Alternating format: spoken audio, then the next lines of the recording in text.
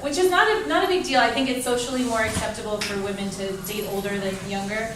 But we're like, everything's fine. You wouldn't really even notice the difference. I think the really only big difference is that I'm ready for things before he is. Because I am, I've lived those extra couple of years. So I said I love you first, which was, I did.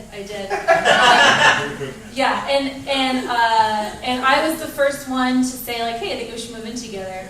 But I think like when you're with someone, you just get to know them really well, and you just kind of learn like their language. Like one time he said to me, maybe like a couple of months after I brought up the moving in together, he was like, hey, I love you and you love me. Let's get fat. I was like, oh, he's ready. He's ready to move in with me. Yeah, so we did, and I kind of feel like I live in this gray area. Like, does anyone here like live with a boyfriend or girlfriend that's no one lives with? Thank you for lying. It is this gray area because the word like boyfriend or girlfriend starts to feel like maybe not enough to explain like what you have, but then you're also not like a thing that you can put on like a legal document either. So it is like it's a weird area, and no one likes to remind me that I live in a love gray area more than Rite Aid. So this has happened twice recently. The first time is my boyfriend needed me to pick up a prescription for him, and I was like, I am there, I am here for you, everything is great, look at me go, I'm gonna go pick up your prescription as your partner. And I get to the fucking Rite Aid counter, and when you pick up medication for someone who is not yourself, you have to specify on like a tablet who you are. And the options are parent or guardian, spouse, and other.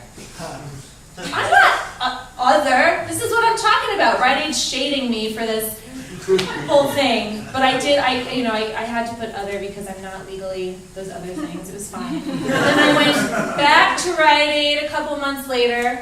I had to get him a birthday card, and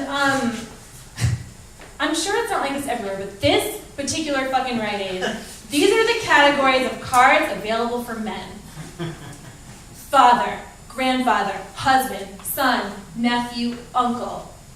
That's it. There's no card section that's just like, for him, or like, guy you live with.